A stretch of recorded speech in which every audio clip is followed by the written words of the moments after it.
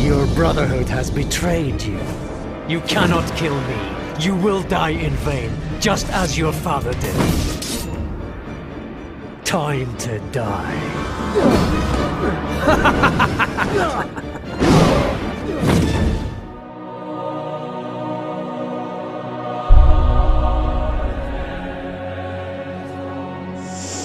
Castlevania Lords of Shadow Mirror of Fate stirs up conflicting emotions. Dracula's castle lures you in with its tormented yet beautiful gothic setting. The controls are tight and responsive.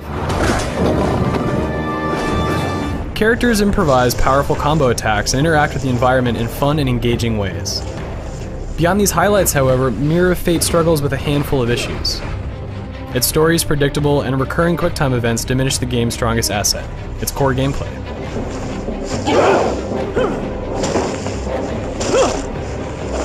Fortunately, the hours of worthwhile combat and challenging platforming prove the stronger lure.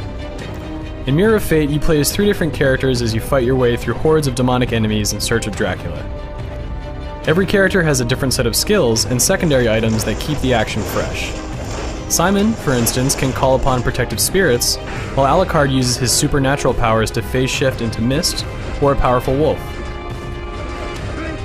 Some attacks are better than others for a particular enemy, and discovering the right formula results in impressive displays of agility and aggression.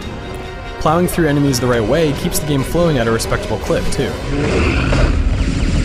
Scaling walls and leaping about the castle requires a keen sense of spatial awareness and timing, since platforms often loom barely within reach. Failing to hit your mark results in wasted time and backtracking. Fending off monsters while navigating precarious platforms creates the best moments to be found in Mirror of Fate, but since time is the only element at risk, the game lacks the invigorating urgency that the threat of death can deliver. Though you spend a good amount of time developing your character's skill set, the prevalence of QuickTime events deflates the value of this progress. Performing complex attacks with one well-timed button press feels like a cop-out. Since Mirror of Fate is best when it separates gameplay and cinematics, the fact that it hurts itself by blurring the two so frequently is a major disappointment. Despite its predictability, the story puts an intriguing twist on the tale of the fabled Belmont clan. Traditionally, generations of Belmonts faced off against Dracula in a never-ending battle to save humanity with very little character development along the way. Mirror of Fate boldly reverses this trend, completely rewriting the Belmont's history in the process. Take the boy and leave this place far behind. Events progress in reverse through the eyes of 3 different characters: Simon Belmont, Alucard, and Trevor Belmont.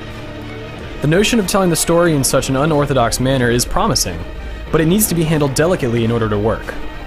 Mirror of Fate fails to do so. By revealing big clues early in the game, the element of surprise is ultimately wasted. Though the story soon loses its momentum, the joys of combat keep Mirror of Fate moving forward at a good clip. With the return to 2D, there's a renewed attention to exploration and discovery, though there aren't that many secrets compared to previous Castlevanias. Most are easy to spot, and the handy map notation tool makes returning to explore suspect parts of the map a pretty simple affair. Unfortunately, the rewards fail to impress. There's very little variety to what you discover, and the element of wonder soon fades. It's a nice nod to the past that extends your time in Dracula's Keep, but it's a weak imitation of the series' traditional elements. All told, Mirror of Fate is a fun and occasionally challenging action game with successful elements and an unfortunate but small selection of poor design choices. By taking liberties with the series' lore, it opens the door for an exciting conclusion to the Lords of Shadow timeline. Had some of the inconsistencies in gameplay been ironed out, the experience would have felt much more cohesive.